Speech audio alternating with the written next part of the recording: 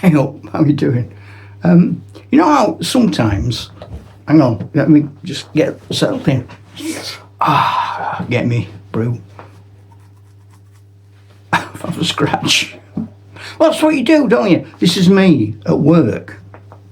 And you settle into it, nice and gentle. Or if we're in the pub, I've made that analogy before. If I come into the pub, I don't come straight in and go, I sit down, have a think, get my pint, have a sniff of my pint, not you. Whoa, what's she doing now? Right, so we're settled in, okay? Most people have turned off now. Do you ever watch those make the perfect YouTube video? And so that first seconds are vital because people switch off. They haven't got the attention span.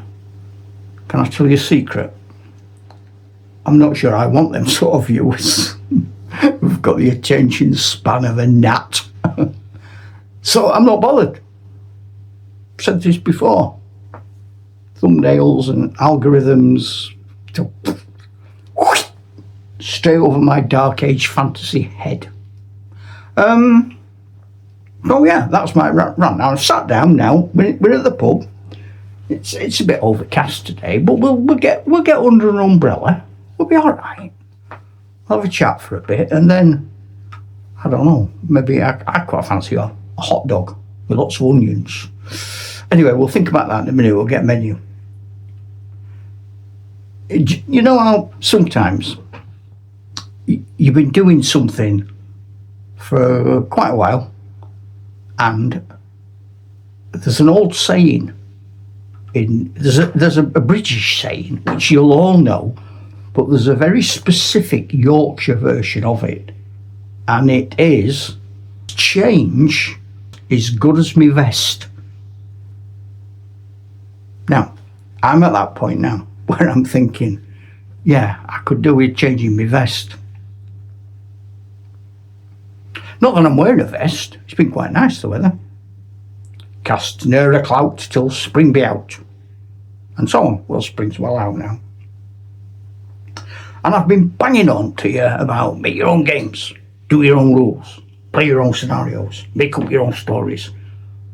And I don't want to now.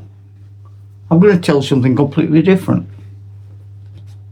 Call me a liar. You're a liar. Whoever does that from over there is going to get fettled. Good and proper. So, you know everything I've been saying about. Look at my last couple of videos. You don't need rules. You don't need people telling you what to do. You don't do. So the next couple of days, I'm going to play absolutely from the book without changing any rules. My favourite rules. I'm a man of contradiction. I'm all windswept and interesting, or Byron-esque. I'm going to play. Would have been better if I'd done that, wouldn't it? I'm going to play. Take 2. Dux Brittanarium. I like Dux Brittanarium, and I'm going to play it solo because nobody likes me. I'm on my own. I don't care. Well, I'm not on my own, am I? I'm with you. Me and you. There's only 2 of us, I know, but at least it's better than none, isn't it? Or is it? It depends who the other one is. If the other one's a proper weirdo. So, yeah. Oh, yeah. And this has got nothing to do with anything either. George Bernard Shaw. And he said, I like this. I've got to get this right in my head because it's a proper quote and I don't do these very often. We don't stop playing with toys because we grow up. We grow up because we stop playing with toys. Now, having said that, firstly, I don't know where I've just heard it. Secondly, I don't know that it's George Bernard Shaw. Thirdly, I don't know they're the right words. So, pays your money, takes choice. Dux Brittanarium, I like. It sets up the entire game for you. I'm going to tell you about it first. And then I'll show you what I've done. So the first thing you do in the book, you work out your armies. They're small. The armies are very small in this. And I've actually played it with even smaller armies. And I've adapted it. This is for the Dark Ages, really, Age of Arthur. My proper campaign is set in the 6th century, about 563, something like that. This is later. This is 1094. This after the Norman conquest. So this is a historic-ish game. Time of great upheaval on the Welsh borders. The Welsh lord, who is going to use the Saxon cards, because in Dux Brittanarium, every tribe gets their own types of cards. So you get cards if you're Welsh, Picts, Scot, Gaels, Saxons, Anglo, Romano, British, and so on. So the Welsh I'm going to give the Saxon cards to. And the English I'm going to give the Arthurian type cards to. You'll see what that means in a minute. The Welsh, therefore, because they've got a Saxon type army, have got 3 of the lowest quality troop, which they call militia or levy. They've got 2 warrior class units. They've got 4 missile troops who count as skirmishers. Very little missile fire in this game. They have a lord. They have 2 secondary commanders. And they have a hero. The English have a slightly different makeup because I suppose they're a regular force, if you like. So the English have only got 1 group of levy. And they've got 3 groups of warrior, but they've got 1 group of elite knights. And again, they've got 2 commanders, and they've got a lord, and they've got a hero.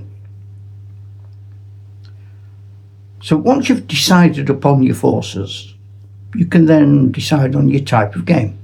And the games are, you can be full-scale battle. You can have a raid, you can have ambush, you can have what you like, to be honest. Now, I've gone for a raid. I didn't intend to. I intended to go for a battle.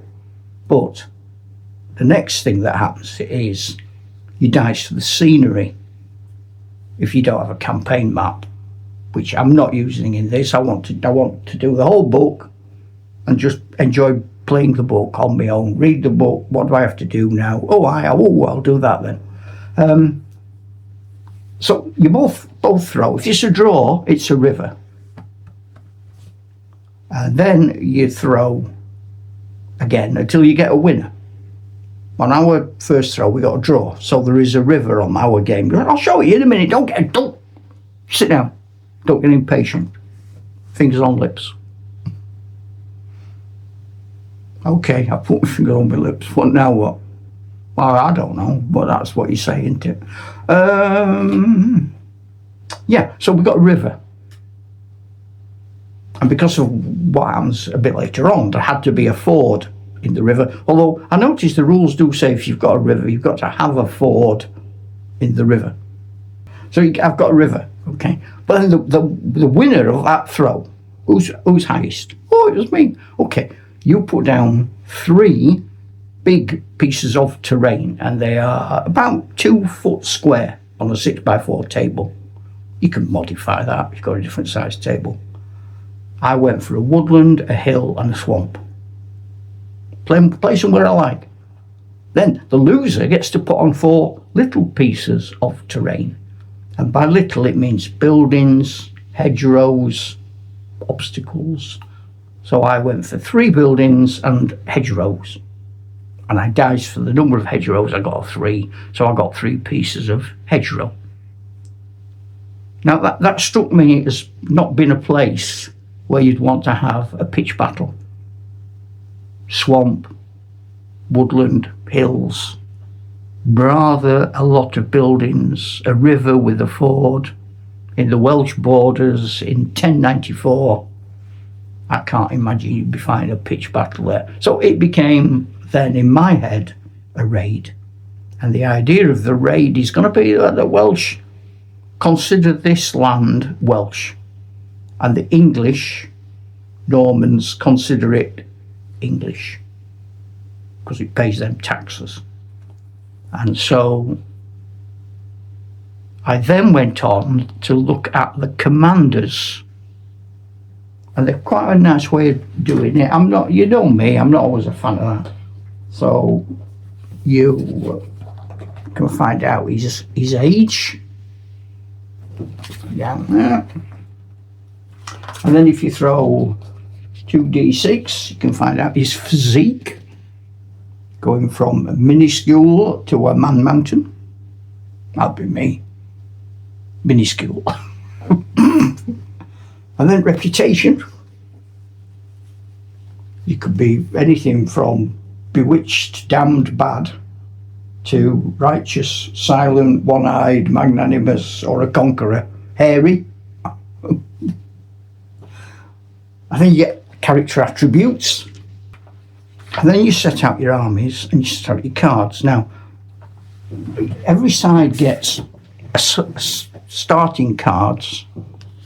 So, for example, for the Welsh, they start off with these two cards. Goad and aggressive charge. And then you deal out another 3 cards at random, so they end up with 5. And the English have ended up with 2 other starting cards and 3 random cards. I'll show you a few things around the game now. This is going to get wobbly and I apologise. I'm going to use all figures from the 70s. So this is a mixture of miniature figurines, Lambing and Hinchcliffe, and that's the entire Welsh force. That's the commander's card that I made, and they are his 5 starting cards. Here's the river coming from the swamp, sweeps up the board through the settlement there,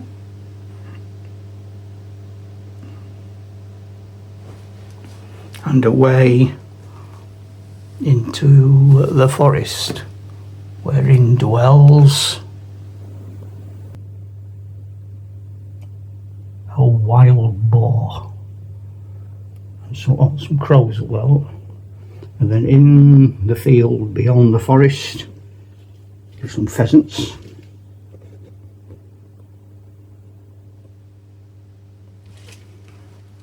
It's an old lady bringing firewood back to the village.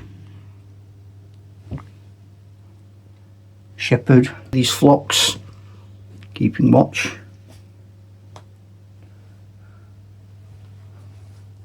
The view through the village. Oh, there's another crow there. They're the English cards, the English knight, and the English forces. Then you dice for where people arrive on the board.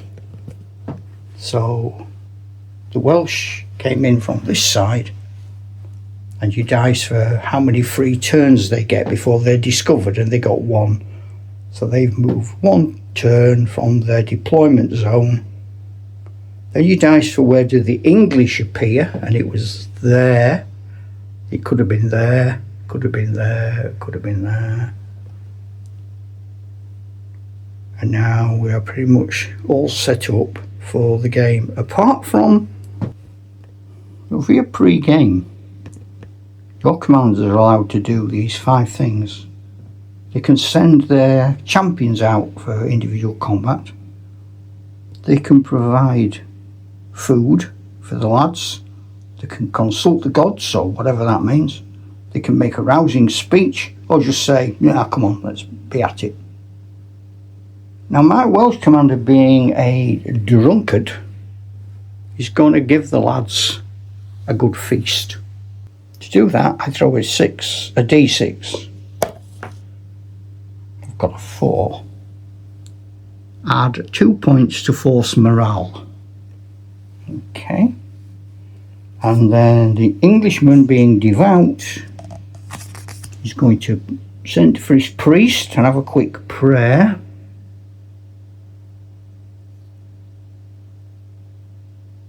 And I don't have a bishop, so I can't add 1, so I'm just throwing a d6. I've got a 5.